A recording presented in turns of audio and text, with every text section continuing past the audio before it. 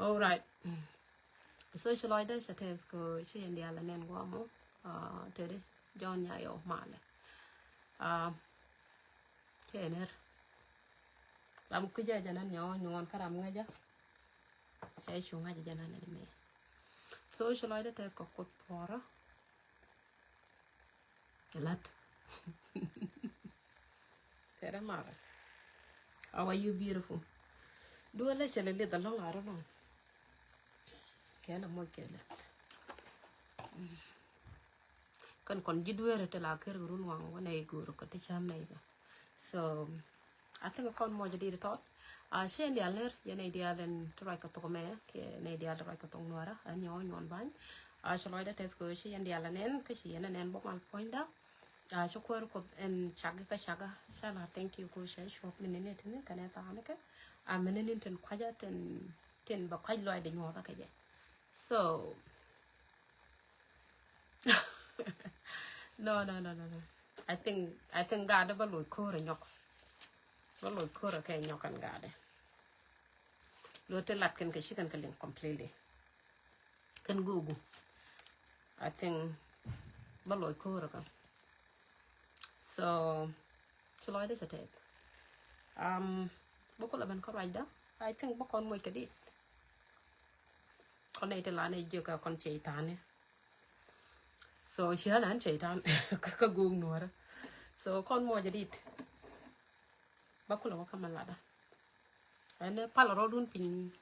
yen jidu reta la keru run wang wo yero go richam yen ka mi ram to ko group da ka ba ko group da kan con này la keru run wang ta tan ane shalai da chates ko shawang kun dia nen go mo ka chukor ma la yo ba yakele ka ti de ya kun dia da yen tan so Facebook sẽ con giả cô sẽ làm ra con với kèn kia sẽ làm ra con bảo kèn cắt thế này từngวันwe need to go bắt cho con mặt qua kèn sẽ để xiên có con social life đã test cô sẽ sang làm mấy sẽ shop sẽ sang lòng có để sẽ shop so cái gì shop giờ mà pal cái sang lòng có các bạn có được shop bao cái Sunday and pal tin so ở đây là mà cái đó bao cô là gần các mình là được cái quy gồm yo wen ka tit ka nang niana ram to the book I think I walk in take a 48 na ti chang vi mon yan ya kidit kwaran ke jo mi pol la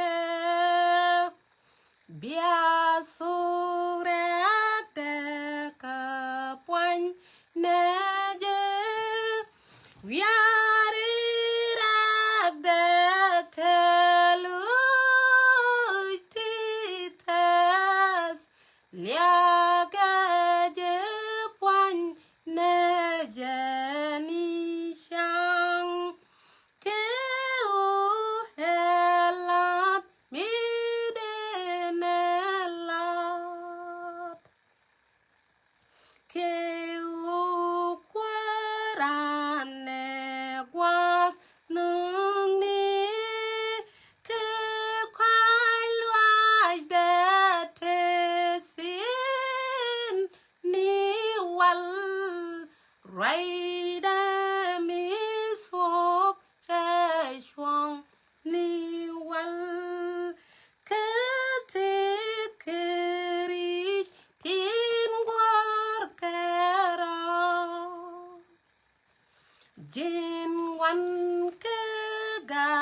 yendit kus mi palke epin kananyal naskeria malai kai nidial bikeji pan kudamani wal amin liagana atakot I think chen you would go ane glass na kapala hallelujah sorry I'm too sleepy so she lied the death oh we did her thank you that's my favorite song so did me like la touch right kada matafen din me la fia ka long mi sawa kia de la fia ka ye kot kia la fia ka kokot so that's my favorite song kana kada go ajo de te joy tien kada na kada badane akoda te kele so baban ko gwa to da baban gwa to ko kuile ne ti chal gug nuara an ka cho do gug nuara ko te let ken drama she can learn it in teach it ka let go ni te wal ke let go ni te bible ko yan an ka cho do ko gug nuara ka ja so I don't know where they talk again. So why the way they talk again? Thank you, Joko. So take a one, take with a one. Take Kotana, Quakalane, and the time right now, cook Bentinalu, Becan Kalat. So cookie go on. Chok queer Kurun Tang Vieka. So, but Lloyd at Ted Coach at 10 o'clock and the Lella Gage bot, 10 and a Kakarun and the tap queer, she can get in.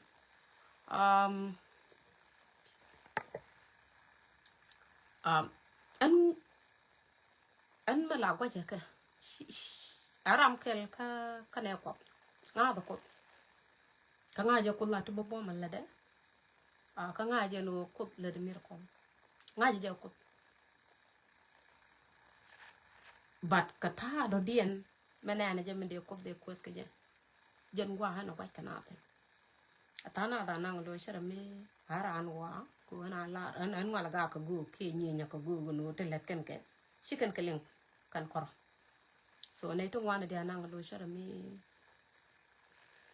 mata harar shanta rai ko an nga da je in Jesus man kula kan ka kanda nga je no ban nyok ka nga je no bata ko luk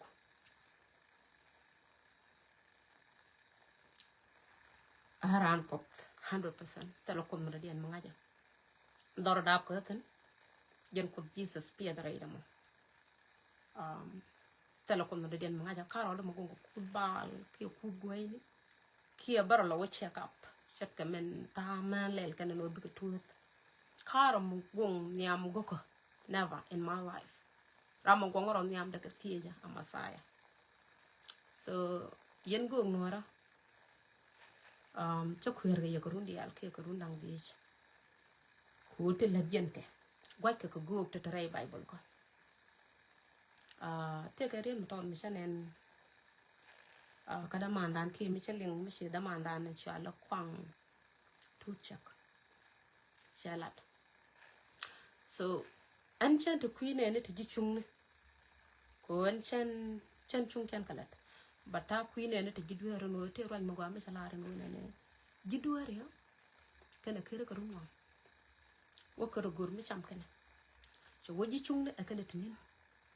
shi kana kere ko ruwa ko kwar kos ba me dia ala ka wow tela ro chata rai bible ka te rai bible ka badan way she explain ke je ke way she la nyidi to kon ten ku yen ke skama way mi dia ko shi way mi de ko linka ja a chang ne to ko kenten ga ko ci ko leb dawr ko te ne to ga ko ala gan chan ko tena ga ka shan bible shan da court bạn này được có kiên tin quét cái này jingas cái tin ông bị jingas cái jala đó wala ông bị jikwari yeshu wala đó tin cha de la de tin cha boy ne kian si kan ka yor yer regiment ba kabo so si ka lib do kon tu chak ala rajan si lat si ran gwa ba te rai bible ko pu take right pele but guru na de explain more kan iten ko kian tilim no wo bu ko kut be kan question ke be kan kut be kan doubt so đi ra laka gwa đi ban life đi mình explain gwa kamu wi ajen po da mandana men chenen ko kur ne ne tlaren go ne bible kana gor gwa wala bible sha gor je wala wo sha da gor ne so bu ka ta do mu chot kare chat ka men chi la ba do an tie da ne kai yen go mu ra ala ko dan tan ya la che chol ko kwan chara me kwan na jana che chol ye biena men preach ye biena la na an mo kana ka wasa wi pamadan ani gor kwan so chara me te ko go to try bible ko cha chol ko ku kwan ki yen cha chol ko ku te ko ki cha chol no ne biena ideal tare mo bien ko no re boy ko te yen tu boy re dun en jesus jaga ye ko ku kwan no bien men preaching no kwan ko man lat kwang tut chaga ko guda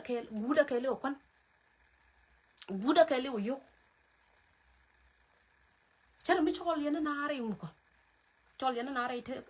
re mo tan te kan ten ko la bare te ka wala ngi yana na ka xiang ko wo ba kwan lam nyam akon me chol yo ku kwa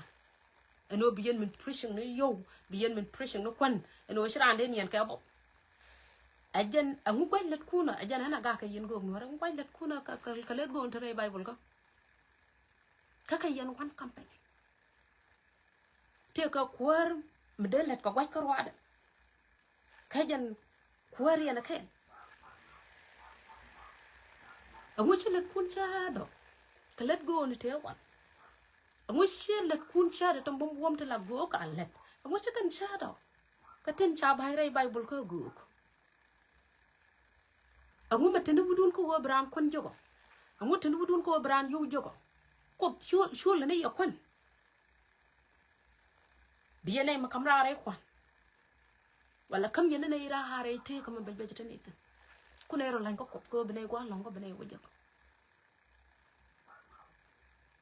yen chai je community dung nuara akot ko ku kwan ki ko ku yone ki o brar yang gek angu chloy dun wo det kanyin yone ma kanyin kwan angu shiriyete chukot ko gora ki riyete chukot ko ban pinyen go bakoro lo chuma ka wuchi kan chubrai lo nukuno kamu yaro dun ko shu to bom cheka na tono ko tol yellen shu no tono ko shu to tono mishira la chol shena nyo na mi ko chumno gwa go ka baro la chol go chema de let ko ka la gar ka la da mare nyam go te nyam te rai bible ko de let ko kel ga ko jen kwara kel malat ka kam ajan kwara kel mo ajan te ka ro tala wai da mi da gola angu shilet kun cha da ko let go no te wa angu shilet kun cha ka let jang mo ajan ta ka da ki an wori dun dia cha shwali yare kwan kan shware te ka shelle na ko ka ko che jog mala rana ko ka mala rana ko ka chiran point dem biye jal kran chiran da ngaje bi mete de chiran de kar mu brana sham ko en kwaro ko da me mishi gor ko loy de ke lu wo bi gor la ja pel ruoj min nyen point de te te ka la ja pel ruoj tele sud me de min rela ka guide mu wa pit ka mi ga shok shikana ka jina guru jesus no la point guru jesus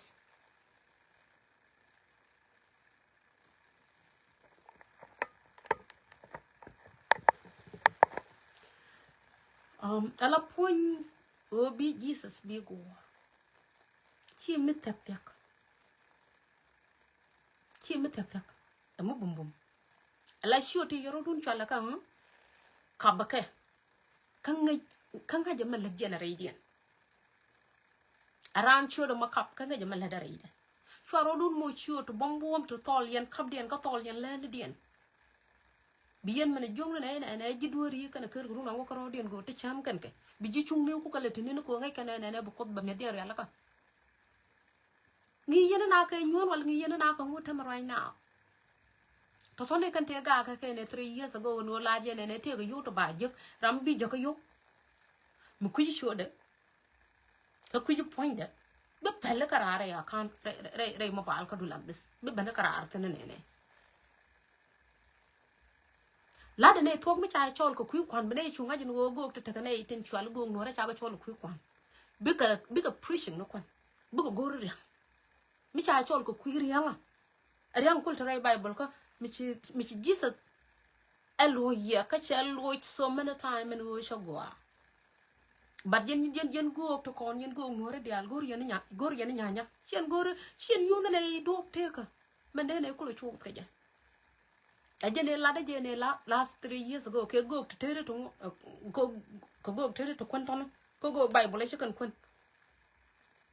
angu yen tien ke feeling no ko go bible ta la ka feeling na ka ta ka ga ko go to tere kon ton ko what I know from go chokun ko go to tere ton go man te jiken angu shien chokun angu shien ko ron kwa kelo me te chokun rai wa ka yene te chok do den tere kana akana mi dalet yene ka to kon klain kel gari no gen yin wa ka mo yer chu do bom ton bien ka Siamenti innocent to kon ti wuden ko brainwash e ko wona ne tela de ga ran yen bang no ka de ko de na ma ci yen hono ko do de ko do no ko to kon kam lat cha kon kan nin bakkel ngi nyen wo ba kon le chang baro den ko long tel mi salare ne ba kon no ba kon yor pin nyal muluk gat kalat wo ba kalat na mo kon yen ko Mendi innocent to kon te ka wasa kwa we don't brainwash ka bible ci kan lan ko kana yutne amen ko ti alar na let tel ko ni bi jek bang bon cha wa cha wal ma bang tel ko ni bi jek bang wata ma kene lat ka tedu kon bi jek wo shi kon let balla da ho togan an ya jogon wona ne yen rudun cha chol ku kwan ba rudun puch chu ko ta shot but ngwan tin cha chol ku kwan ke ye ko go ajan kwan angula rio ko kwan me ran wi mon ko kwan me long ran ne lat chenen nyo na me ana let Monday to Friday long a chen kel kra de la sabat balet ko chu ko go ko no balet bak kwan de je chile ta kwan pa kwan me teru ku gena na no ba je prio kan lat ku yele je lay bible kana me wala cha chol ko ku kwan ko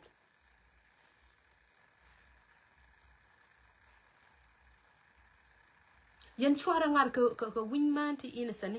ñu den ko raj ko mi shiro de ling cha go ana mo gade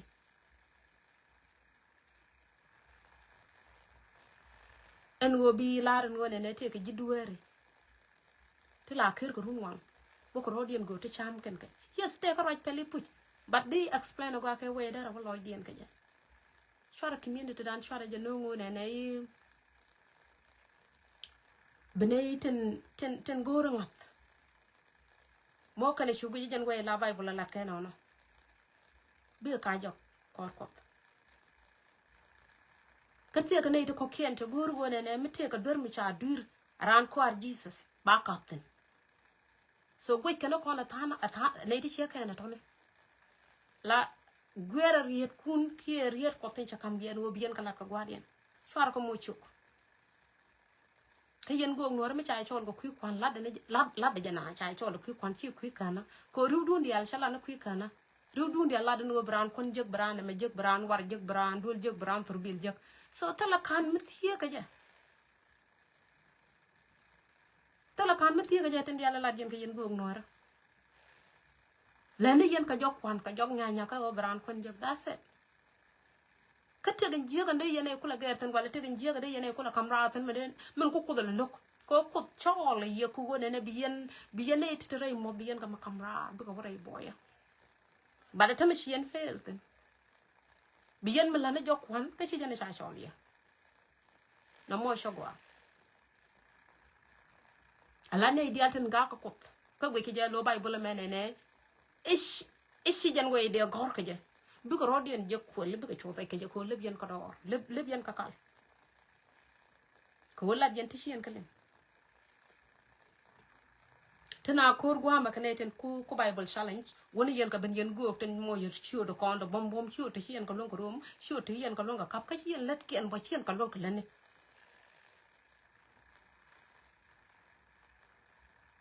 so go ke lo mi sha cholo re wuje mo mi win mi che kai ler ka go ga nong nyam ko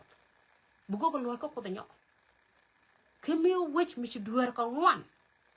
le go ga pal ono bu ko be ta ka lo ka je bu wuje mo pala ka kami won mete ka riak a gog la ra jegan wo riak bu jomo riak de bel ha jen bad yen go to chal go ngora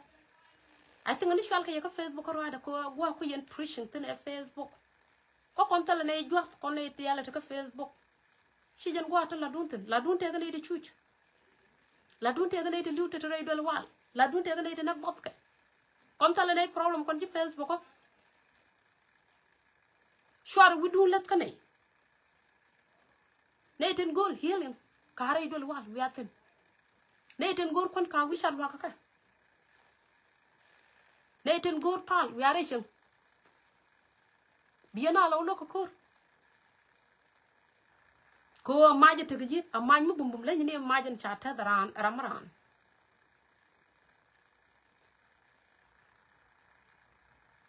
so de yen da wach de yen woritin chuch de yen men mana de yen lo ti ko me ka yen go to ka to de yen men mana de yen wo ti de yen de kam ne de chuch rey lo ko de kam ne de chuch kana ter menu kulang de kam ka me ka yen ji kwar ko de puju 100% a chet chud kun ka chud go ni tenana ka chud go ni tenana go tenana ka Facebook ka ngade go tenana ka bible de yen ka lo na iton ko chien mo ndoro chud bom to na chien ka ba ka bang ka tele mlong yen ka lena la da ngak tande kon tele nay problem kon ji Facebook ko tele pressure mo gor nay wiya ko yen la jente gay kana je yen alit jagen jo ma ko go shwara wularo ko gambel tele rego teten red gare chen ko Jesus mi charan chol no be min toy ran wi ma de ka ki e be min yur ran wi kwan chamana alisha de wala e kewet shejen bur Jesus beje she easy tele kon metereide ka yen nyemar ten ko dol kot red me be kay yen man ten ko dol kot ko brand wor jak so jin wi gor kan ki gor no kon ko ru man to wan wo ken dol kot ko wona ne bu ko kon jak wo kan dol kot no bi ke miracle to bom ken ka wolling so tala ngat chien mo ngat wo yen ka bere fidu no gor yen ba let ka yo mi ci kan go yo bi yaro wal ala ko cha wuru no jin mi wi dol ko wona ne ba yo la jaw go ka wo tine shiga ta ba wo jata tono shigo ko bugo seriously tele go bugo ka mi jiram tere chuja tele go mi bi chuju wuch tele je ki a problem no ko ten go jene ne ba wolep ba kala de go ti go ko bulon ko wuch mi jan way wo jan dol ko taja tele ram problem no ko wuch men de rano dol ko te de rano dol ko de rano tinyo bu ko mo bom reiring ne ten bi jak kieten be face kieten go ka ben bu ko mo bom metiam ne bat chuo mo yer wore dol kus ni ko ne bay wala jow go ka e bete ka me bro de gere te ka tele bro de gere te ka dun guys tell me bro the get right ka du please tell me bro get right ka du shwara wo dul ko do ko ne ba te grano ge dul ko o bai wo jogo te yo to bijek te rambi jaka yo be ko na me jek ba kes no ko wo ba lam no ku ba ko wo la lam na ran tul ko ran che kam da kan ko tel lo go bu ko lon ko tol ko ngwa ye le de ka tin kan lam ne to ne ki ken lam ne to ne shugo go mata so jira ma tike cabinet ka ajen jira ma tike cabinet ka lam na to ne point pa ni check an mata ka lam na to ka ba nyin ko tol la ban baro da kam ra re dien ko ajen ra ma tike diel ka ne to ne so ngadun chawo bien jeng ngwa ko jenen ko pushing go ngora no ba kwen jak ba yo to ngan jak ba turbil jak so ci ngadun lat ko kwa win mon ka te ga do raren en kuna la let ka jana ko te ga do raren de ko ko la jana ko an chala ro ne telugo mu de te wi mon chala ro telugo pot me let ti George ki te gai kana yes teten but an malada no shware ran chudul ko ko bari ka wuch ruk talagwa ba ka laten ka talagwa ba ka lanten larik ben ko ka pin ka lia that's it talago ba pal ka ji abri ku diala ba ka woje ba ka wodui e chang man yen wodul ko ba jo go ko lat ka ye yo mi chran ben chang yo ba men jang re ga di chang ka budu dul ko 24 hours on ne te ka lam ne ki kasne to wa ke jo ki rik talagwa ba ka nang tun ye mare rik talagwa ba ka wote rik kati yen ko kon ki kati tam ka ngabdan ka men ni aman che kon ne men mtieni jare yiri ni tone en wo a jimmo je juch bitiam na ke ci bla ro ci kanu ben point aka ba point bad ko do mo ñu tieni ko do bay mo juch ba tiam na rek di ala tone kana ho na ka di ala ajana pala de ko dale ngana mo an yo ho ñu won chane mo dol ko do ko ne bari ka wo badan point na pañ ba ko jogo no ba mo bom ray den ba tiam na ka rek di ala tone tele gogu woy rek nat seriously me rana wudul ko ko ne ba wala jogo ka tala kana ida mo ko mi jogo ko mo wala ta ko mo dre le ka mi jogo ko mo wala ta ko mo de kam garar ka mi jogo ko mo wala ta ko mo de toji ke wuni tala mi bijeten it's nothing point pan ko na ger rodo ko na ger point ko na gurum ko na guin man lo ko da kaji Chu kon guru man guru ko kono go ni shanda first bukul woni am ko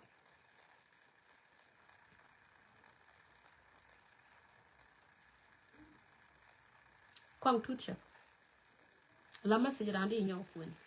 ke dey wa life ñoo dey explain Canada ci gade tin ta against Scott yen ko lep dawra ta right now ci ko rodi en jogwa du ka right ala way dan ci en way di yen na pit ka je ay lo ko gor yen ni ni maro ka jana na la ro ne do ru ndi yen ga yin tuan ci yen makam ne jada bible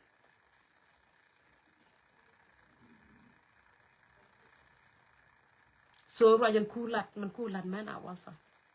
eno ji chungni e kan to ni ci kan kër ko ru ko kwaro ko tri ala ko ndiana ko ku yalla ku la na ngu e nyona malade uno bo wala ira na puja hana ko tin ni bo ko ko na ala ka na mo shien hono ko te kam te daro je kam gon daro je kam chuk daro len so na mo piet kan nyun re nuore piet kan je lo bu nyun be dit bram shu gu ñu du ram do dien ko shala ri te ko bu ngang nu an kwa je ga je ngi je mo ma yena la ro ne te ga yu to ba jak te ga pon to ba charge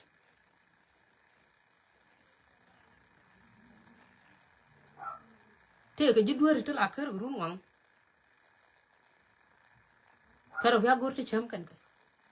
an kera Monday to long lang chakel ladder 6 days a week kera no run wangan lad kwang tu chaga akan ajan har anam kel ga jidwere wala kera run wa eno bo wala baro do gor mi chama goro nene bebara lu nyok bi ma la na gwa si jan bayen bla na jene ne te ga jidwere la lo pingu run wang gor cham kan ga a chi gudu no a chi gudu no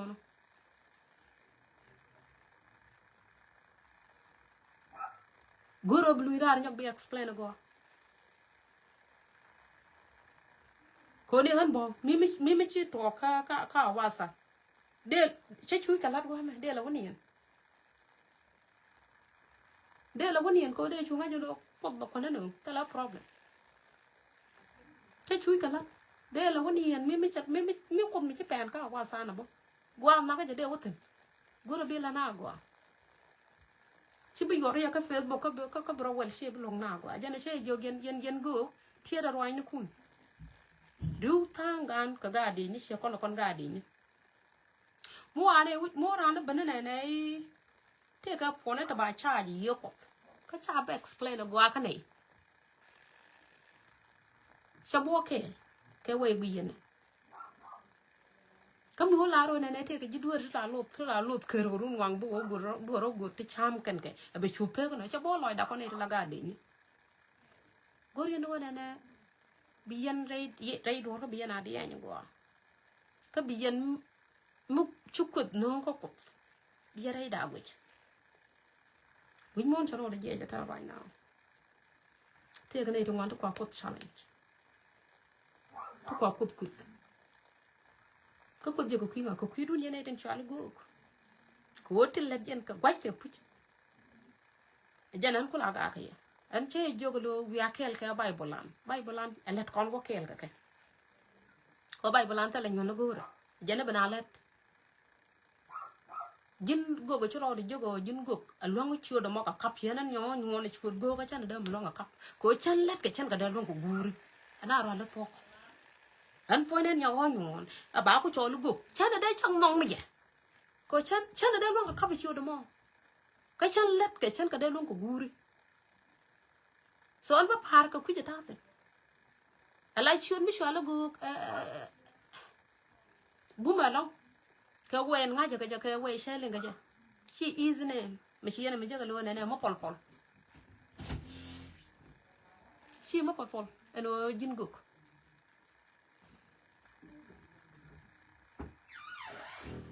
so me te ka tal ko no kun ti cha yen ka yo ko ta ma biya kana biya na explain kana bine ta ka shop lo ai ka me te ga yo kun ti nen yen ka te bal ka kwa ku ja bakan tan biya ka live biyan ka me explain agwa biyan ko lo da ko bi gwas ku le jek ka me te ga ji do la lo pingu no ko go ti cham kan biyan jom ne bo shi jan ta la shi mo do do biyan ma la ne bo an ta la te ka ne kon ji do bine te da la ger te ga ne lo pingu ru wanga ja wona len bine le tenin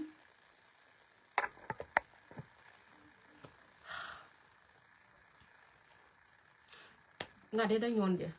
linga na bene le tinit ko bu kon kula ta ko bu kon kula ta ka pekel ala let kuna ka wakel ka bible let kuna ka wakel ka bible please ak jen nga ge tuo ga ne ka tuo to kon ke 5 years ga ka ta bru dun ban ci ru dun nang ne wo ne be kana ci ru dun nang ne wo ni wo be kana ko wala be kana nak yanan wona ne ti won yaado tele gwa waten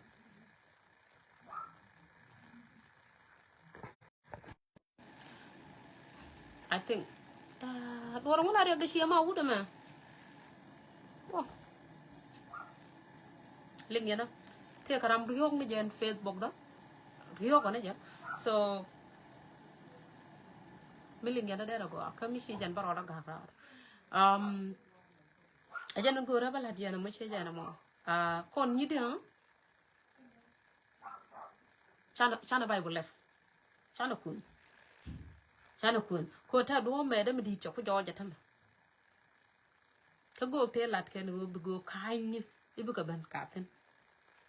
do me da medi ko joj arama kwen ka bible arama lin ko wade arama kwen ka bible brante ko shop lo ay ke je alagan me sharo la tie ko changat amen chande tie ko amen men de tie ko bade ne me chan tie ko ana sho ana je ke lo la de ne je cha an bade nga je men de tie ko ka nga je men chande tie ko men gor ga alagan chokot gor te tu wan ti chokon ka mara ngwane to gor point du check ala jin tala ko mo gor atama lo chokon ti dial chokon ko lat ko do bokot kalat ala ko lo gram lezi lo gram lo glat sha nok ete ga tibe pan ya ma ko yan to lo kur yen go nuara ma ko yan to lo riya ga dire te dorano me ka yen go ti cha chol puj ko tok be dire te dorano chi an de lo chi an ko de lo ko kon mana de yan la chol chet ke me chi mu te cha chol che chot ga destroy is real te te na ma ko kon mana ba te ga ma ton ngo rai bible ka me go mu to guru let jesus der men mana der ma to der ko der chet men chi dong rai bible ka der kam jinater ke der kam julang ke der kam lo nuar me ke yen go to thok ken gwa han pen ko run ke a ko pele je ko na nater ke wulang ke lo nuar point gam bala dan point de pan de yeno dal wal de no bien ko ne te tin pol pan ken to wodul ko a pol pan ken te la ka gri wo yen ko go bu ko wate rei do kun ne de kon te la ka problem wi are do wal ndi ka gambel bien bañ jëk bien sur jëk bien ete ka jof bien ka jecc ajan la de chay sholten ajan la de chay shol ye an go bien ete te chuja tin ci gwan jëng ka yen bien ko loñ bien kwan gwan jëng tin ci yen na ko tin ci yen ga at ko men chay sholten tok te la wara do lu kus ne wakan pal wakan wi tala ka problem tala ka rek tala mu gor pal ka ko tala mu gor o de nen ka bu ko pol pankien ya kat ne tan ci pankien pol wi ara do lu wal ya jeje ka liw kan on xana ne le nga gambalo no te ko gog mi ciran jeejit ka bi jen wa ba ya shal ka gog on xana mi le nga ka gambel en wo te ka duñ mi ci yene jeej wala te ka chor mi ci guja dara testament da dara la ba life dara wo wana ci guj ana han chor ni me dab ka ana han chor ta ka rundang vie jana chan cha chor ta ka run wal cha chor ta ka 15 years cha chor ta ka 20 years on kan yene malara on kan ro mi jeej jara idol ko aba wa cha wang da cha let wo yen wong ni to pol pan ke re idol ko ka te ti chu jara re idol wal chen wutan e gong mete de magoro gwa mo ko jo lo gwa beje kwa ile jaka je ko yen jaka yo na bien alok men de ya power a big power millet a bomb millet mitala medara tiam a mo ko gera re do kunu mo ne de konten ko pala ka ne de pol pankien ka ne de tel problem ne ya goro nji problem no gwa ta ka tin ko ji problem ne ka ne ka re do wal ji problem na ka toji wishar ya pade ko kidin chwar bung to pol pankien to wore idol ko do kan gori nyentes ka lo idea ne chicken goro do ta ka ko ru dan kon nyide gor ko ne nyen ben mon chiran goro do ta ka an gogo bangat ka yo gogo wo bana bulla ni yeda nyo ho nyon ba ngaji jen gogo che ko de jakko to ka jen gogo la ko ala gog la ngi jenu men jiya ka raidu gog la kam njirare lere matitin gog la kam njirare tile matitin gog la kam njirare re dir lo ay matitin gog la kam njirare re kam gan titin gog la kam njirare to hoju wunu to wane titin ko the boy ko tiemus batal kanti diala to nistel menen yenetin kana milinga no ne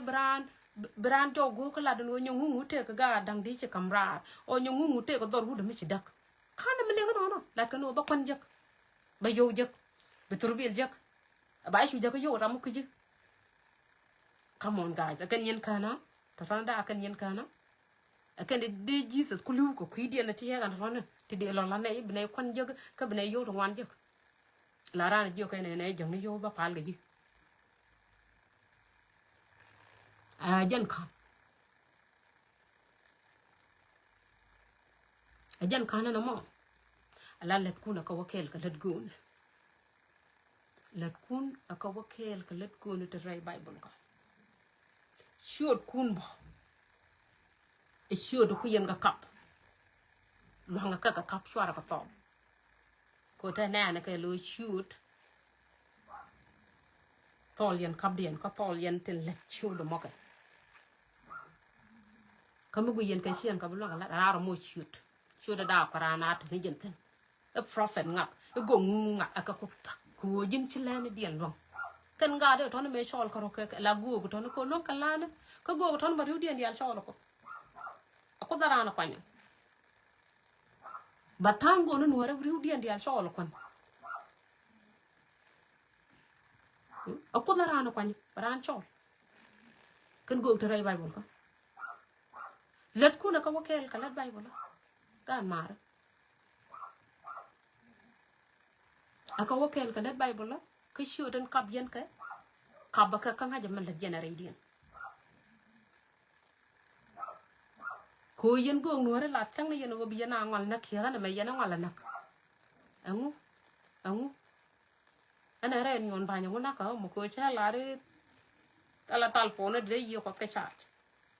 ka alap ka ni ja an ye de ja pia da ware de ba la da ke we la tal po na chai ke je ko Kori fa pad na go bi na mo 3 days ni bi yero chu mo lit nak ya na ke ala jiduere la kam ngana karara jiduere jiduere tuku e yena sha cholo ko e bi na mo kamrar re mo da kan tin ka yena nak yen ka yen ba shi ma kam yen kara ka bi yen ka nak ba ya nga jen Jesus bebe wi mo ne cha manang na kana kam na karara mo kan te re mo kan dia ka kamrar cha ko no re boy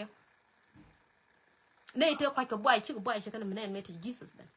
ne te re mo ko rundi yal chi kan nga no ti buñ mo na me no de ta ka boy but me cha ma sai ben cha ka kamrar e kwanya dien me te kan te e jene ku jene la wi to ga lat ka ne ke ler ka mai re kana lat ko to ga ga te kan jal kan ka ki ni chang ro ne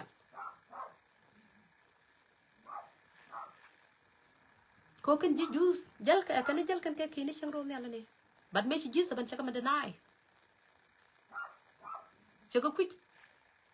e jene kan jene chu ko la ta ka chop e jen chu ku tam ko la nang no bu ka ta ka chop lo ja no ne me jen ma sai me sha lat because chaban ko chi min jala jan kel ler ka mai re ka mai na ke dom e ka le tin cha kono guru ka cha ga te jel ke ki ni chang ro ne al te dat ka na ka ne ka ji chung chi ko ngona rai mo den ti ngona rai mo den please Jesus come na ra rai mo amene yen ne ten chwala ji kwar Jesus ki go Jesus come na ra rai mo la da ne tibda la da ne me de ko do lok la da ne me de ko do nok chwara jong ne bu kon jak bu turbil jak bi yoto wan jak bu ga chu ban ka number mu kuji abraham do dien mu kuji bu ga chu jak ka ba ne me ji ka ne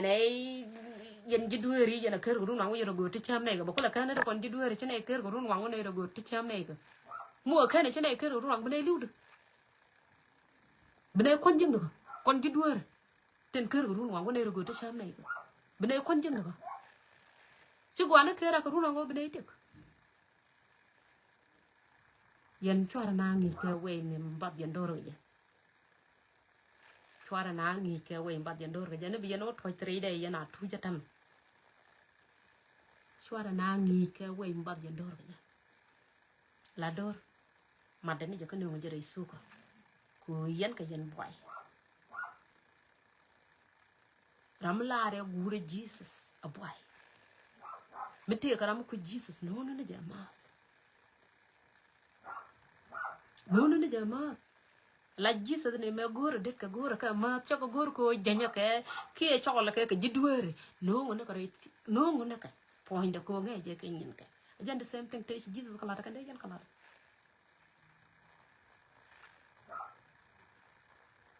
te Jesus kala la ta ka jaja na lip ko jan bo man te ke Jesus te jan cha kam yam la bo wang sure ne iten tal kon cho la ka men mana bu mit men mana ka no to wajan to ko kor ke doran to ko kor chat ka doran chuje ka chu kut go to wande che ka na to ne cha ka laten ngudo do lo ngoto chojo ai changa ken jini na me cha ka je ka juma kan ri den kana to ka wande me cha ko tan pin cho ko me cho ko tinu go go ko cho ko wang da ko le ngu cha ri ga di da chi kon je ko ngu cha wi da la laten tani yen ka power dun mri re ga mbal ko wa de chet logo wara logo wo gotin tin dara wonyin kana tan gog la nyen kana mit to ko do re go ko to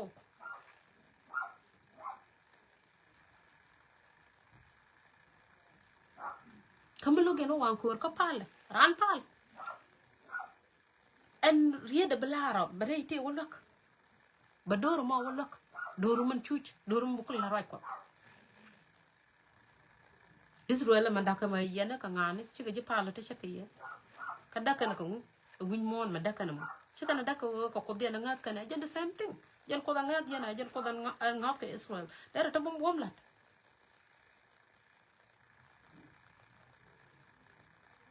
yo mi sine le te kon ga de ni ti ne ten la ro re ye ka ba wo kon che ten yo me ran da ba tok da baran yo go blu kon me tere na na akon metere menang na kayo naga jiduere kako la kana ni jiduere la kama ni jiduere ra yalla da ne ite gante ne ite chwara la ne go bne kon jak this one she tam go kwikwa la da ne ite gan lokote bne ro gerten bne un ko len bne ko wore isuko ko tiyen ko boy metekaye biyen jiduere biyen ka kamra rei motan tekenten an nga da ko 100% nga ha de ka chan ko chana bede na me ni chan ken itela ko ka bible me chana be mu kwat ishi real because nga jara man nga da ka charo re nyoba 100% ya da tangwa ni me che wonen yen go gelen ga to ko ken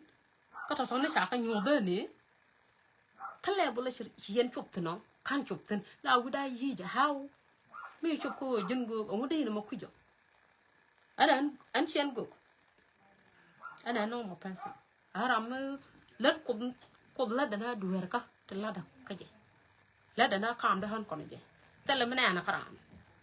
yene tenen ngwa kana te ko tungwan te de ko dio allo tele mi sine nen karan te ko me de ko dio go no mo shogwa kamira ke no mo shogwa shulet but nen yene te talot te talakan mo kan tele tek mo dorar bene jeg radian ka talakan bene jeg radian ka telan yen ka yen go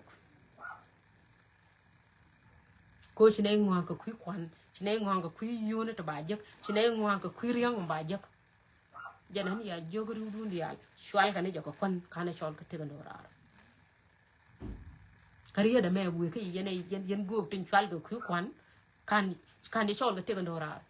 me take no rat sha chol yamo I think they contact the same page but a quick one and cha chol ye ko do be na talk yo bo good ko kwan ba to ko kwan bo good ko yo ko Jesus me jabanu mon tell one day me sha me no we preaching about money kiri e be ko la re dol ko but jen go tin la go nuara ko go kun West Africa no kun konti ci ro du rakten la jeni kuy kwan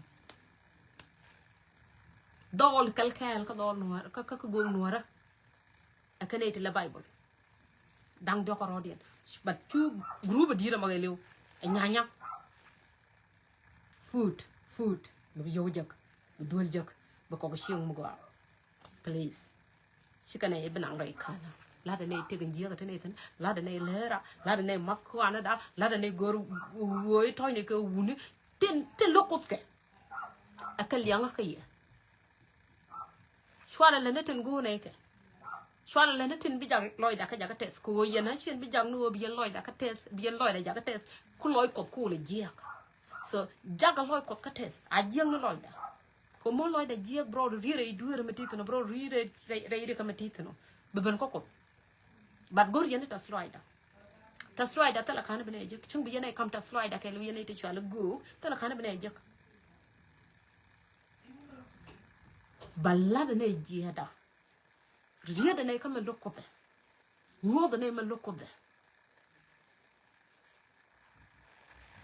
mo yene ngon ma lokote menoko bloy da betes but she nyu ne ma lokote nyu de ne ma nong ne nyon ba trubel jak nyon ba yoto ngan jak nyon ba jaka ba lam no ko woj nyon ba kas no ko woj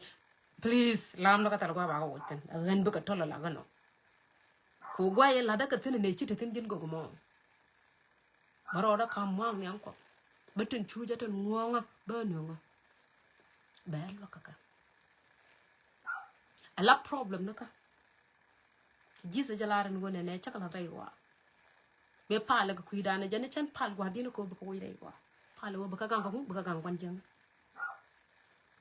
so palan to wande ko dalen karik tin ci yelu la tin yen mante wodu rey do ko ni ko wari kunu ko la re ga tala gwa baka la tala gwa baka nang tan ka tala ram ko don ko baka stop karik tin go yenten alamen bulong pala to ko ga accept karik diala ton jongli jalo kot mojo ko bom day den batti am na kare goton but chularu wa teleriak e ba wo ni ko ngui cha ka bu ko cha ka bagang ka ji gok chu gok ke cha ka bu ko jodo ka cha i bagang ka ri to waban ko et kwala ko na ngad ko ke rik ka te bain kon ga pinya men ri ada chi kan kon ba pal but men tin jen tin ngo ne bu ko fi day den ray de kam bi jogo a kot a je kam juch a je kam bom a je kam juch ka rik te bi jok ton ani me baba ni am du kaylo akot aje mojo juj ke je mojo bom be betiam na kare gotono ran chu dol ko ko ne ba problem ko woj ran chu dol ko ko ne be yojo ran chu dol ko ne ba te do wager ran dol ko no ba tek mo kwa kam de kan ko ke ba mar mu tok be yan pen ko ko mu mar mu tok yan pen ko beriet kot biga shu trail aja biga je shu gang kadar bal metali ma mo to ko tala way mi beriet kot biga nyure do ko riet ko mi shi nyure do kan ya gang kadar kan ya gang mi je ngode wotana kan ya luok mi shi ko rong re do bal mo gore ni nyen wen mo yalla tene kan ya kwaka tala kan mi de je kay je chet ka man ja ko nyot ko no ko tetalot ka tetalot Mishiran tenin bel is gone ke fok tala ka use chete de ran tek de la tano so goru maru kam de yeno ko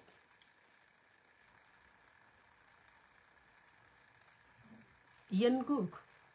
ngie jene ka man gor ko ta ngie jene ka man bloy ko ja ka tes ngie jene ka tik en chukko do gor bele ko lo ka tek gor ko ta suara ngini nei kenyin tas kalwai da tan go nei ke de nei kalingwar kan shangdar de nei yo ko lo ji ka yen go to bombom ke ka yen go to tok de ko de shol ko le jen man go nei shela na man go ko ba suara le ka man go nei min no gene put en no gene suara le ka man go nei suara le ka man jak loy da ka tes la da ka man go ko da ki man chokoda kamje and go there now there na kamra re mo da tata ala palun ala jalo ide chin committee ko mi de ran long as a gok lo nyu bu de chin ala gambe la manan tala problem tata chwara ko lu bon chwara ko bun tala ka problem kan jiga mbal tala ka problem kan jiga mbal tele mo goro ba ka bonga ke ba ga jogi e kwa ngade ne ke de bana pal ga kwidi ne kwa ka delivery tele ka problem tele ga riap thoi ramadan ranu dol ko yo min mi dor wi aka tin chuch te ter pam ni jan gwa ko di jakaten jan she jog jesus mi shirana la ran wo be go rana perwe je men bi dara la poinde rana perwe je men ko na dara sham wi are chen jan gwa cha ai chalten ka jan gwa gor ko de yede te ko on te ka gambel pol pa ken tel ka problem te ka re dor ken aka sha bung bang ka tele de meta point yen ka mi chen wore chen wi are do wal ka gambel ka chu ni liu kan men ra me de yena kamra are chu ka ya jaja ka re do wal aka jal woja dot ken de ten ko nga ja la de ko te ke yele nga ja so gok la shwal ko no bugu nyere wuch la shwal ko no bugu nye dor gok dun cha bum chol ka social media jana bine ko nga jan ba gok dun wi ala da ten la goka la wuch ket ko me ci musa jala ci la jala ko gok ajaram ba dor tit cha do la tet ka de ko gok bo jaram la tet ka bom long en go dere te ko gu ko la roja direct to God pa jaga ton nan ga point goga chet ke chiot to bom te kam yet ka tol yen kap dien chiot to bom na kap yen ka tol yen lene di guys sho arangar wina me yene ka yen goga puja ka ba kan chiot ka lwanga me let jene re chiot na mo e chiot da cha rom na ka ba la paper asha rom no ka banga la iPhone kia phone akarom ka te ga lan malet kan akarom ka te ga na ti je kin glit akarom ka te ga jwa to ko akarom ka te ga sure to lap ko wan ken akarom ka kan sure to ka te ga ban te jal that's how God work la ganen nyo chang bro mo chu da na abala tin be chiyo da nyo nyon ge pata gamba la ta kamine to ka banga je no ne me chi nyo nyon la pat ko chana da mulonga kap ko chan la na da mulo ka chana da mulonga kap aje na bi chiyo lo ngong da nyo nyon ba ko na ra che pen ala ko ngeja kon dial ka ngeja ta na dial ta let kon ka wa bi amat ko pil bo chua yoro na kani lama ka lenya loida bene ko le te ka liang dien ko mo yan wa yuru kanai en wo kan jiduere kana ker run won bu ro dien go ti cham nei ke ka sha bala ne gwa what the reason na ker nei ko run won ga je ka jiduere cha bu chok loida go dien no bi na explain kanai ble chu nga je no we en de ker nei chine bela ker run won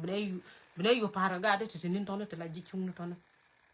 goro bien kala ne kamiga ponte la chai ke piki yo ko brana ba mi ngone ke we ende fon chai ki yo ko taja kamete ga yo to la jakka ramu do dien mi kiju gwa banam barata la alat ka kanai so bene to chok lo to ka to ara yor nei do yene shu jo kwa diel ka ja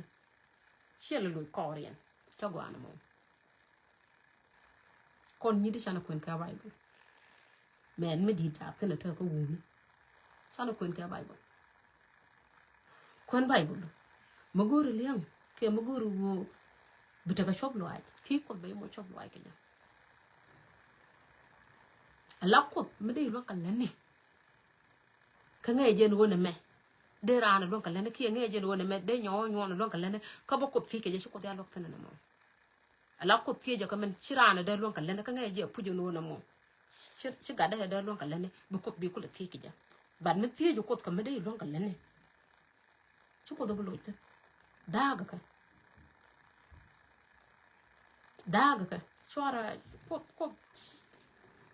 pop chi ramme nen ngwak ramme te ka gwir e riena ka tin chalat e riena ka tin chagor ramme te ka gwir ram jel kel ka gwir mi me de lon ka le tele mo gor ko tan na mo ne me tare go acha na ngach nga je no chwat ka ne ko ba page me me de ran ban ka len but me che me nur kam do ko no ko ke 4 years te te tan nyam ko ba ka che jo nyo hong me de luang ka len ni ha cha na bulong ka le cha na bulat ka ji but ma nga je no che de luang ka len ni ka nga je pu jin wo na mo gori ba ka me but ma luang ka len e chang biet fi 24/7 nga je na mo bi nyo nyo no ka len cha na bulong so please pala ro dun pe yen go ara la ba ka Facebook bane me la roj me la clear Rose yo ya ro chu do nyon ya gura cha ba lo to cha ba lo to 3 days till not quite gura chu do nyon awama and aret nyon ban gura go con tene lu nak na chicken tang na ara ja ma gura so ba lo to 3 days le ka ba lo mo chet da wala piu te da chala de wala kana yur pan na me kana yir chala de chi ma bia chala de oyo ba lo yo ro so cha go an mo so then akan te na ta na ka ya ko la ku no put 100% wai ka ka bible la ku no put wai ka go a mene charkun wai ka go ka wai ka ko charkun kana let kun wai ka go ka wai ka ko I don't know gwa ba yenta man long gende put a jen pe bo me a jen e jiyo ko ya yalla a tegana te la go bi gu ra tegana e ko ba jogu ba pal ko kuidu bi mo yo ba do la gak me chuja mo re du la ba dong da pal ba yen cho ba yo ko to de ne bala dang ne go to ram ngana ka go ne kana rom na a jen la da me ni dol ko bala rom na but ken to rom ngana ka tene rom ka ke ko rom ka ga ken business yene che jo ne ram gor business business this da ma alon ko long da so ne kwar mala ta ke la ya pa wo to 3 day yana tu jan nya nyon ban a jan na ma na wo leng every year but why yana pu jan like anara hala to ne ten shalo no are ke ji chen why let kun ka ga de te wal let kun why ka ga de te wal la ga de te wal why let kun ka mi ka yen chia man ke a chet ka mena yen ka yen chia man ke let kun ka wa ka kel ka let kun wa kel ka a pu cha go ga right peli pu no ne kan ji chung ne kan ti mi kana ker go run wan ko a me di na ya ka ba de jiduar yes te na mo ka bai go cha kwen ka right peli te ba jiduar kana lo pe ne ko run wan wo kan go ga te chan kan go no back plan bari ala ka bare da man waye go bene ko la ta ka chong lo aj janan ya jog lo tang ko ne yen e yana mat ka chonda ko han ga deja atama mi yu da mach de lo ngo la yat ke de yene tene yene jal yen ka bogo ma so mete ka magay ne re do fa la ma ja ko ne chore ya pet ko bi yene nagde janan ko do na do tan na mo ko ti jidu er nag ko ne de yi da chứ còn nè đấy cái chị các bạn ngay giờ bác sĩ cần chị cái gì chung này chị cần bao cái Jerusalem but thế nó cái gì đuôi rồi bao bắt chị có rồi đi rây giang nó kiện bị có thế con này đi ra thì mình muốn thế aram chị rồi rây giang nó cái giang bao cái Jerusalem chết cái mấy cái bên này sao gà đấy tê dom cái gà đấy tê đập rây kiện cái thô bung tê mạnh na tê là cuốn chị cái mrit akan de bukon ko wata kele ka Jerusalem daga ko lari da na mijiya ba lari da njiga min jiya ko ka mangwa ne alat kun wa ka bible alat kun wa ka ga da shi ga da kun te kon ga da te ile jatin tin te ina mutin tin Ezekiel Jeremiah ne kan ya la min Ishaya alat kun wa kel ka kai alat kun chu gwach let kuna ke chugwa jan gwa ta problem tana na mo no let go ni no ara ke chugwa ke go try ba ka wa ke let kun gwa ka ke jene ku yana an ya jogo tele go men en chu en yen ngud yen kuen dag yen dor na dor singol ma da ne to ko ken dag yen ka kay yen te yare ka no ya dagan yo no anyway nhạc quan plus con chỉ đuôi rồi con cứ rú ngoan cái xích xe am con lên con rú gửi chấm con phải chán là thực cơ đó chán là có thực cơ chán là có thực cơ là với chúng mình có niềm có ngay cột mình bật lật cái quy điện bật mấy cái dân gửi tụt thô của cái đây dân miền mà nào đây dân là cầm ra miền mà nào thì có mất tròn mất đây miền mà nào đây dân là cầm thì chui cho nó lâu nữa rồi chui cho nó sa de la gor yo de tarar no ba ma de yen de ko da me tiak nyin ka dia chenan nyo na me en chio de mama ka beje e chio de sho ala guk de te kwich de me de ro la ger de te me de ro la ger dai dura pan dura chek de te me de ro la ger de te me de ro la ger ten en nyo ma ka beje chio de mo guk chio mi sho ala guk để thế mới đỡ rồi cái đồ đó để đồ rồi cái mà ngáp nhiều 100% để cho nó cái vụ để xóa làm musus mấy cái gì sự vô cái này mấy cái cột vô cái vụ chua đó cái bọc thế cái cua chỉ musus cho nó để giặt coi cho cột này bắt gà đi rồi bắt cái này đồ ăn mấy cái musus đó cua nghe giờ bây giờ gù rồi có 100% chỉ vô cái mình bắt cái này cái chắc là bắt vụ chua đó cái bọc thế cái khana ngaja ta right now and ode go way Jesus wo chua da ko bukta ka khana ngai ka go tene go tungut ko kuin ka dum gor kan man dor to ko kien ka 100% ka bukane min jo kon ji duere bukane mo 3 day ne tilu wane katikan dom tikan kalain kan eke tikan kun dakan dor men te single mother ne kabu kan emna jio go na ba ne mo 3 days e bu kom na na ka 3 days ore nyo ani jan ani chi loy da chate ana thank you chi loy da chato loy da to kan nya du con tu check lui nera bera chibi yore jane na ka bi jog rene chabalat bera bi explain ko lan aram kel mi mungat ko ka nga jo ko tetin ka nga jo bible talk so but biana la ne ke we bo loy da ka je chen be yuri jane chet ka ton makan moy mat chwar ji yur ne no so lamma ja yur ne ka biyan explain go abene te shop lo aj amene ne to ko ken tin quick kot ke tanga kop biga to ko shop lo aj atama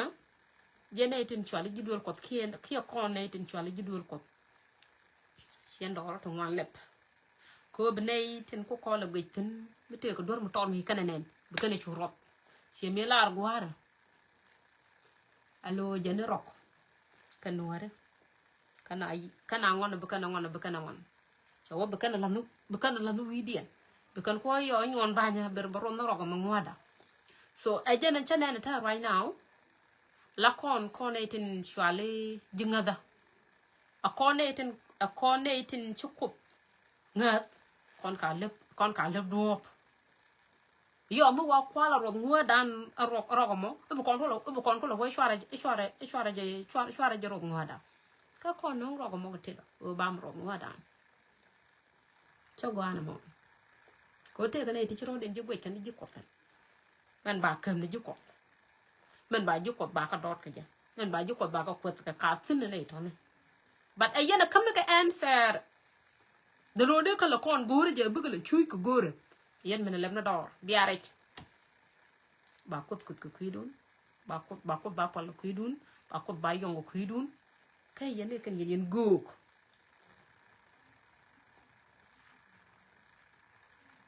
ajene la raja 4 years ago na me gade tetene mi china bi nyuro ke as a community biga te bombo kan kalat te gay kana ka ba kot ba kwet ka bene to wan biga ka jok ka ngako chala na mo ke 2021 truly that right now just take a Facebook and I took on the almaj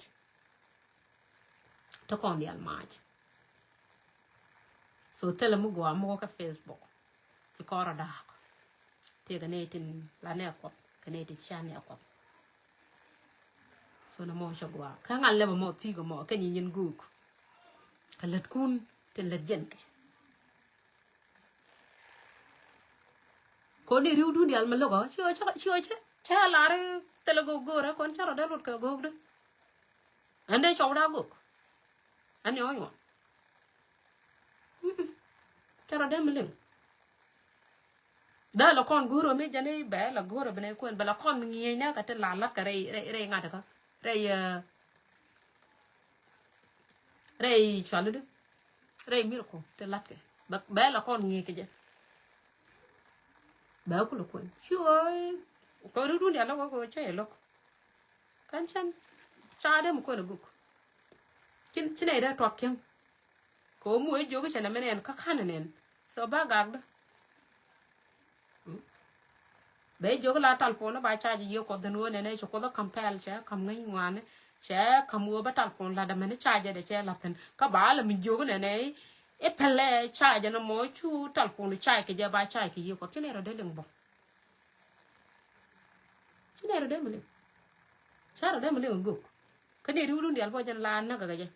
na ge na mo je na 3 day 2 day na 4 day na 1 week ne ku che dog de jana ya wa ngut jen ke tien ke feeling why ngut tien ke feeling na jan ala ku da me mi ji chop tan la nguye me na feeling atale feeling la ja wo ja completely because mu ngut ke feeling bu ngut tire dur bungut bu dom ko wangdu bungut ba bu dom ko pondu meti ga feel but ko mi to braidu la ku ji men men jel ga ji jel ko mi che shob lo che ta ka wa o che point che control ka lo mi point control ka lo yin wen mo na tene kana nothing yin wen mo tene kana bank ji la ka go ji ga ta bot but you yin go to work ko kun dag yam dor nap jor jana ka e chu ko da nyoda e bijine shada let kuna ka wakel ka bible please let kuna ka wakel ka bible let kuna ka wakel ka bible shikal let bible ka let ta kayi ka len nyawo nyone nyawo nyore mo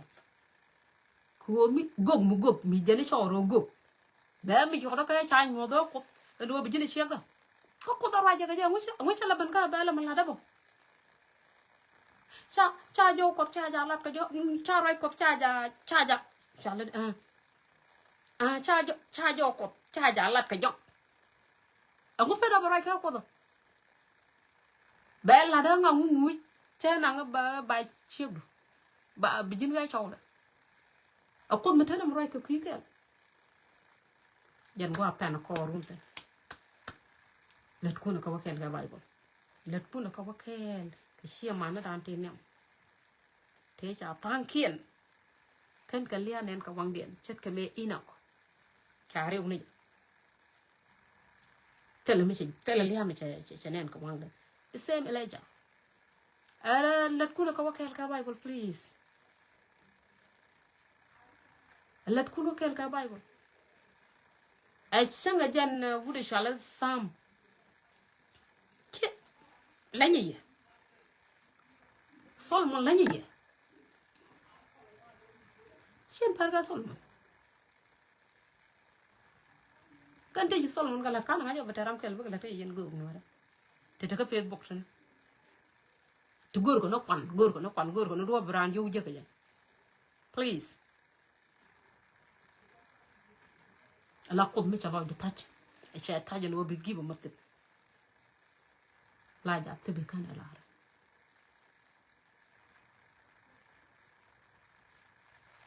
qua quên bố đó là phải chỉ quay cái mặt đó có rồi để cho quên nào long tôi có kiên trên ngọt thế cái này chỉ đuôi rồi cái này cái run vàng quên bữa cái miếng thì bật loa bram có phải cái mà là đúng đấy chứ nào bữa là chop cái second hand store quên qua quên bố biết bà quách đóng bài ở là lúa cả man kun quên có vậy nó mới 3 days say na kam janen wa turan nya dol ta go wa ten me kan ko cha ko kan na tan ba ko re la kan ro ba wa ta la ram bi ta ram bi lo ta la ram bi lo so quên là bố có yên gu chua ta bang ram ta cái shit đấy su rong cái ra cho mình come here cái tin chuyện cái này rồi gì cái ta mà cái explain chua ra yoro cái này bị giờ quên chuyện nó bị explain cái này nó mà sẽ bị lệch so mình thấy chân thích quên quay cái mắt đó quỷ à không quên cái đi à ta là người chỉ gì rồi quên này bị quên no quá quên cái miếng thì đang balong đã ra đây mà là đông bảy lỗ đôi như vậy xiên con nghe gì chả đâu mà gỡ được nghe gì này không quả nghe gì vậy quá nghe gì nghe con nghe gì lối này nó địa lừa ra mày cho rồi đâu mà lột cục gốc ra mày đâu rồi lột cục gốc có nên anh nhỏ nhỏ này mẹ em anh cháu đó mình là đông bún xe giờ nó mà chân đó mình đông một cur cái cô cháu đã bà gà ê để lạt vinh món cái liều mình cho nó cái gì kia mình sẽ điều cái gì quên đi yên gương nữa đó quá quên enough is enough hiện bây giờ shop around giờ nào là pel coi hiện ngay tới dít dân ra mình bây giờ có là đoạt lại chứ thì gương để ăn gió đó cái đi lấy ra nó cái này mua sữa cái này gió đó cái sao anh ngồi đó có bị quên come on guys come on cái yên ngàn la cod mi chro lo kama ko thok la ko na wo je ne feeling ande ni unda chu tu ngot ke feeling angai ken go kun ken wa ane je ana thank you chlo de te ana kwa ta ka ma 3 day da ka kwa lim ni je garo ko te de ana 3 day da kwa lip ka ga da daro ko dong we bara ba mo 3 days ka na kam so shall I just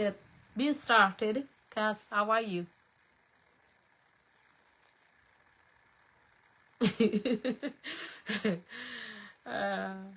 Rosie, Ted. There say you know, I think one do the care. Ayo. Lát cái này mình ngồi trên đây là cái chậu, giá đây là cái chậu, chiều vào gương nữa nó chiều vào lắm.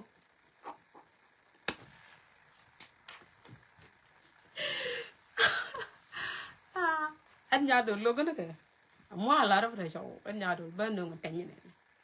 bà đan, cho thổ gồm, làm mình trên chui ga trên chui trên nàn, cần bắt chưa bắt cả là rong, chắc anh. Ramana chia mara ten chuch, ramana nuara ka ten chuch, yan wab, wab gogio ka nena, kana nga chan yon. Gog nuara. Wah. But yen yidi por ka chana wake up. Chana kuker. Chana skama, chana jakonen. Chana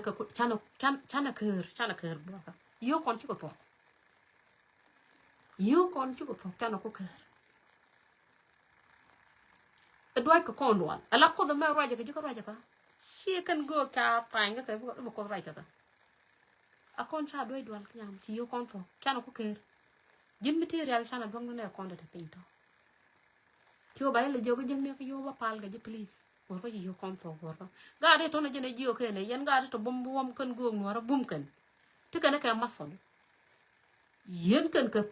pide ne ti dek ka sunu te expensive 500 suit 400 suit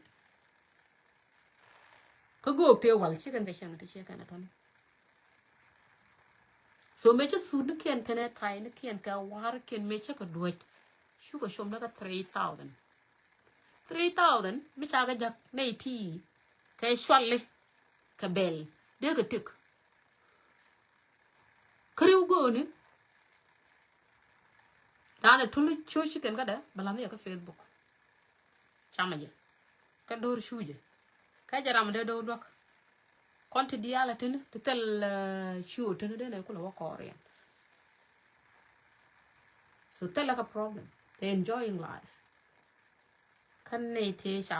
ga kula chol ko queen ne tin kula chuch chikan ga wich jidwel ko ka kon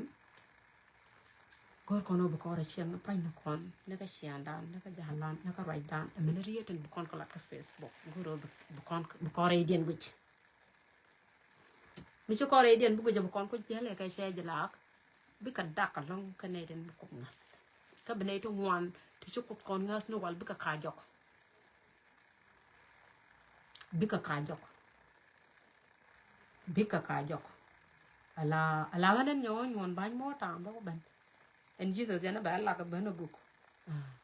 teted ba kon wo point a lot when more na me ba na completely point that's what I know mu we na completely chate when more na me a chate lot yes but a lot ka rai kwar ko ba ka nang jan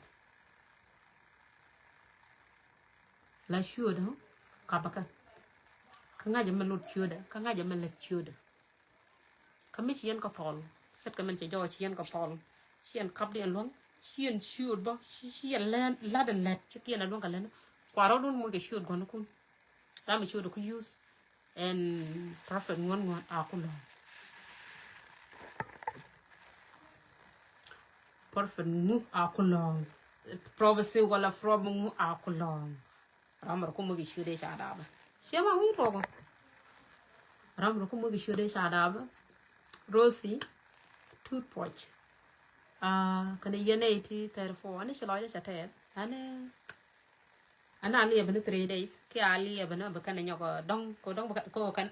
ko ne lo jo ke wune la video da lo itono jenga ban la dan dung ram do den ba ma de ro la tin bo wayi je aka ko ban ko kan video na ka lo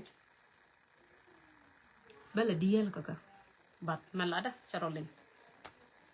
man la diene charolin kon ji duere ne ku ngono dai kera da bne ro gur ke cham ne guru wang chegan aram kel ga ne den la ker run wang ko waro do gur kon ko mu ka ne charo do gur kon buga ka bu chu buga ka ba na ka ba wo ba du la me du la kwa la nyu tana bi yor mu pin wala ba ji jogo ne ga ne chan ba ker run wang chan bol la de e ko sha la ro ji chung ne ka ne tinin e bi do la yor pin che ma kon ko da long kon ko da long ka shan ba la ro ne a wo dul gor ka ba right ko da wo gor no